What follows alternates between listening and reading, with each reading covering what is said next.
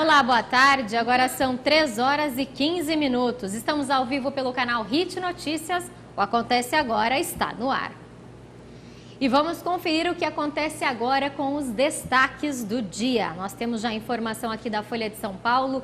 Lula se queixa a senadores de perseguição da Lava Jato. Passamos agora para a agência Reuters. Nomeação de Lula como ministro só depende dele. Passando para o Estadão, Lula diz que Lava Jato está forçando a barra para tentar prendê-lo. E por último, no Globo, o juiz federal Sérgio Moro autoriza acesso de Lula a investigações sobre doações e palestras.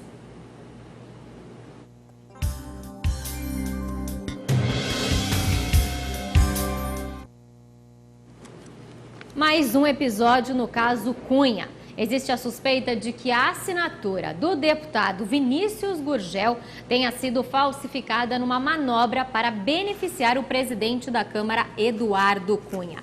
Nesta manhã, o Conselho de Ética da Casa esteve reunido para debater o caso. A ocorrência pode ser classificada como crime. Os deputados cobram uma investigação rigorosa sobre o caso.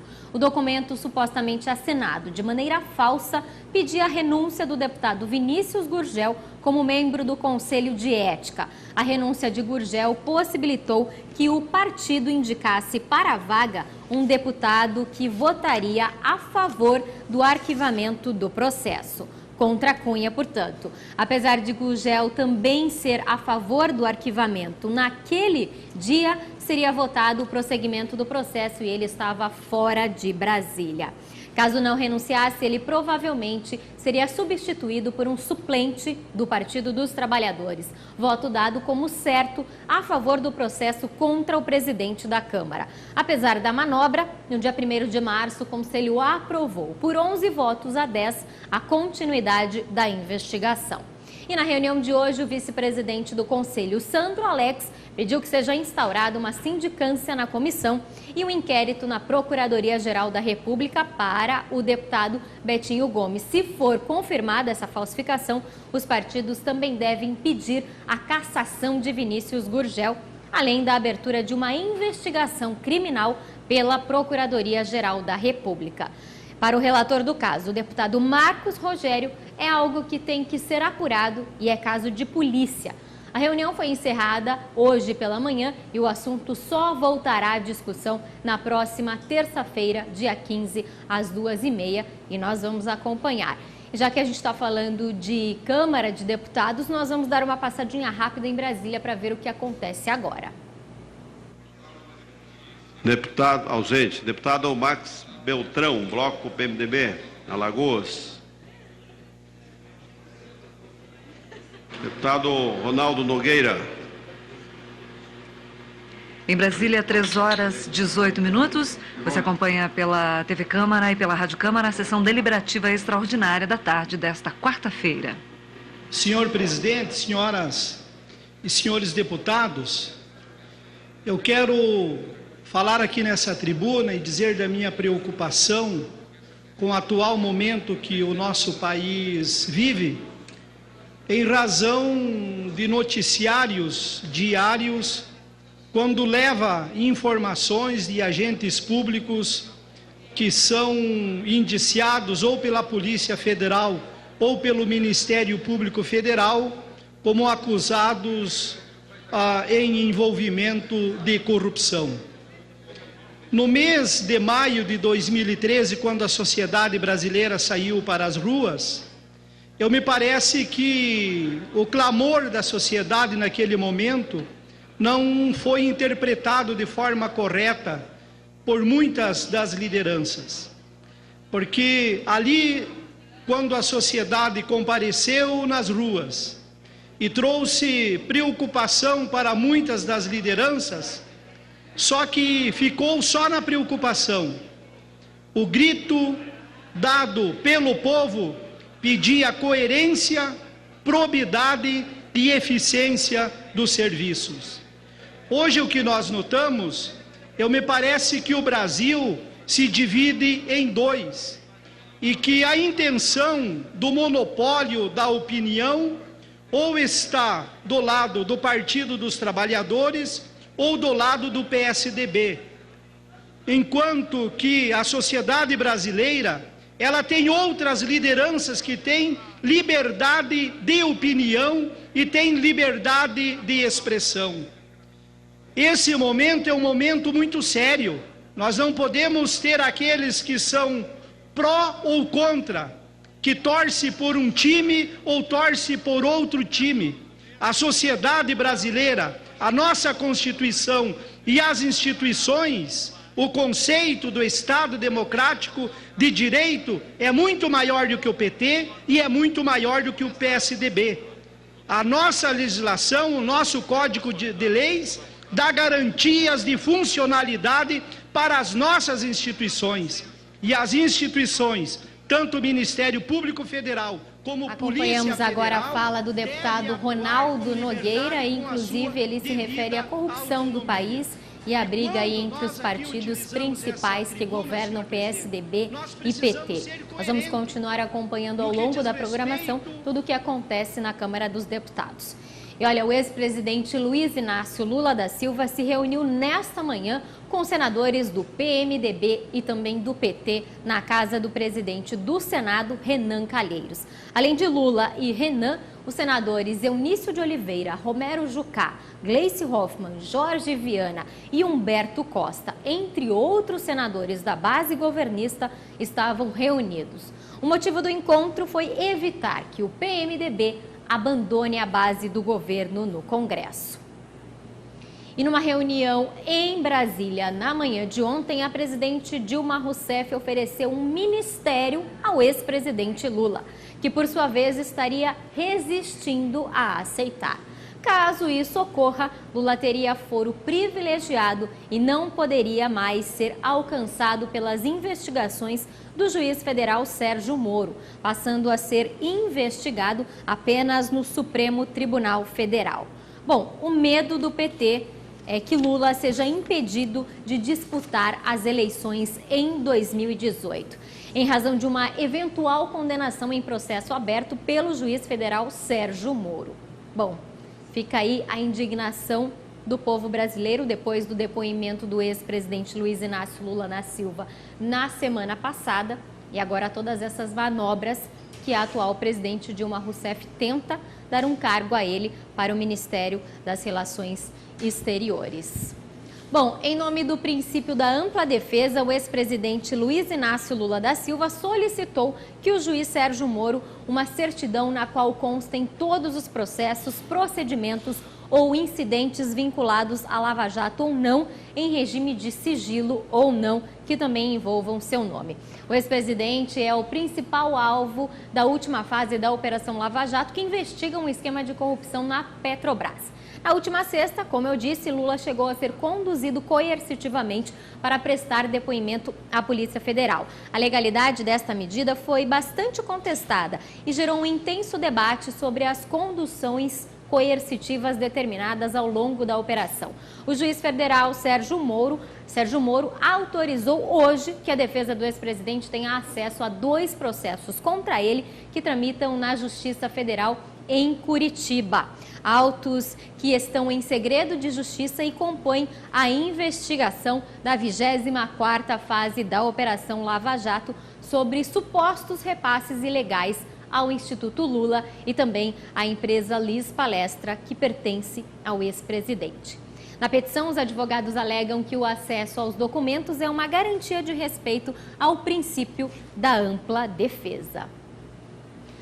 Nós seguimos acompanhando isso aí também. E olha, o Supremo Tribunal Federal publicou o resultado do julgamento sobre as regras de tramitação do pedido de abertura do processo de impeachment contra a presidente Dilma Rousseff. A partir de agora, começam a contar os prazos para os recursos contra a decisão. O STF publicou o acórdão da decisão ontem, que abre prazo até domingo. A gente vai continuar acompanhando tudo isso para a apresentação, portanto, de recursos.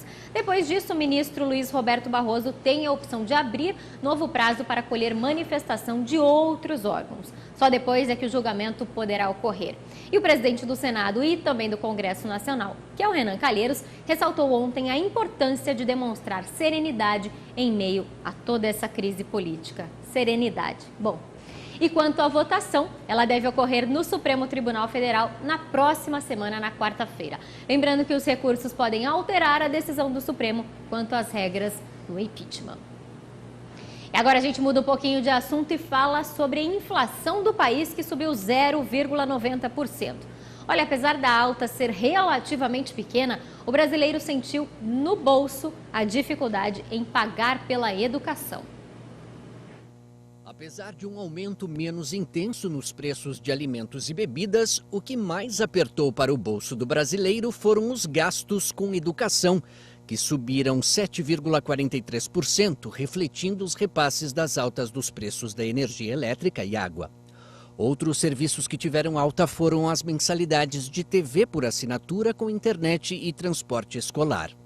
Quem contribuiu para reduzir a pressão sobre o IPCA foi o grupo de alimentação e bebidas, que desacelerou de 2,28% em janeiro para 1,6% neste mês. Entre os alimentos que ficaram mais baratos na mesa do brasileiro estão o tomate, com queda de 12,64%, e a batata inglesa em 5,70%. Salgados ficaram os preços da cenoura, que subiu 23,79%, da farinha de mandioca, 11,40% e do açaí, em 10,6%. Merece destaque a queda dos preços da energia elétrica, reflexo da redução da bandeira tarifária, que passou de R$ 4 para R$ 3 por 100 kWh consumidos.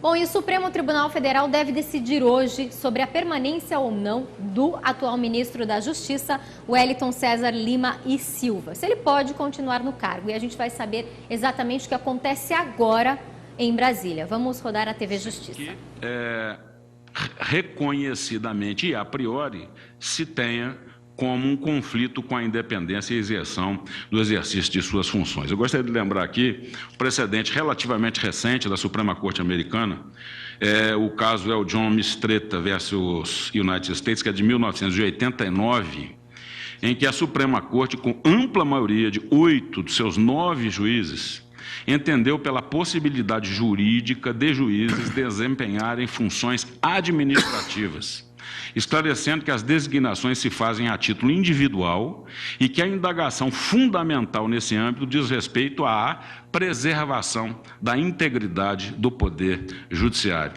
Retiro aqui parte da decisão, né? À luz dos precedentes e dados históricos citados, concluímos que o princípio da separação de poderes não estabelece proibição absoluta de juízes togados servirem em comissões tais como a referida, a criada nesta lei, que é a lei questionada. Eles expõem aqui uma expressão interessante, né? É que, em outras palavras, a Constituição, ao menos como matéria per se, não proíbe juízes de usar 2 chapéus. Elas apenas proíbem de usar 2 chapéus ao mesmo tempo. O Supremo Tribunal Federal, portanto, deve decidir ainda hoje se o ministro da Justiça, Wellington César Lima e Silva, poderá continuar no cargo. A Corte vai julgar um recurso em que o PPS, o Partido Popular Socialista, alega que o Wellington, que é membro do Ministério Público da Bahia, não poderia ser nomeado ministro. Em vários estados da Federação, na visão do Ministério Público, não há possibilidade de violação da independência institucional, tal como ocorreria com a magistratura. E nós vamos continuar acompanhando também toda essa situação do Supremo Tribunal Federal. E agora a gente vai falar de educação. O ano letivo começou, mas existem alunos que não têm escolas para estudar em São Paulo. Essa é uma realidade porque faltam vagas nas escolas estaduais que alegam estar superlotadas ao negar, portanto, as vagas aos estudantes. O governador de São Paulo, Geraldo Alckmin, suspendeu em dezembro a reorganização escolar na rede estadual da educação. A reestruturação pretendia reorganizar as escolas em ciclos únicos e previa o fechamento de 93 unidades. Um dos argumentos era que o número de alunos era decrescente ao longo dos anos e isso faria com que, então, algumas salas ficassem vazias e, portanto, fossem fechadas. A decisão de adiar o processo ocorreu após protestos de estudantes pelo estado. Mas olha, pelo visto, o número de estudantes não vem diminuindo não. Vem crescendo, muita gente vem reclamando e as famílias sentindo isso. O Departamento de Matrículas da Secretaria da Educação, por exemplo, tem cerca de 3.800.000 alunos. E falta dinheiro também para a realização de pesquisas no combate ao vírus da Zika no Brasil. Pesquisadores do Laboratório de Virologia do Instituto de Ciências da Saúde da Universidade Federal da Bahia sofrem com a falta de recursos para prosseguir as pesquisas sobre o vírus que tem sido cada vez mais associado à microcefalia e à síndrome de Guillain-Barré. E olha, o governador do Rio de Janeiro, Luiz Fernando Pezão, garantiu que vai quitar a folha de pagamento dos servidores estaduais até esta sexta-feira. O pagamento do salário de fevereiro estava previsto para hoje e totaliza uma despesa de R$1,8 bilhão. E para finalizar, uma portaria publicada hoje no Diário Oficial agiliza a liberação de recursos que serão usados para complementar o salário dos funcionários de empresas que aderiram ao Programa de Proteção ao Emprego. A nova regra admite que o Ministério do Trabalho receba a folha de pagamento em posição prévia quando não for possível a empresa enviar a posição fechada no tempo exigido para o processamento do pagamento. O plano reduz a jornada de trabalho e corta salários de funcionários de empresas em dificuldades financeiras. O programa foi criado com o objetivo de frear as demissões no país. Essa edição termina por aqui. Uma ótima tarde para você e até amanhã.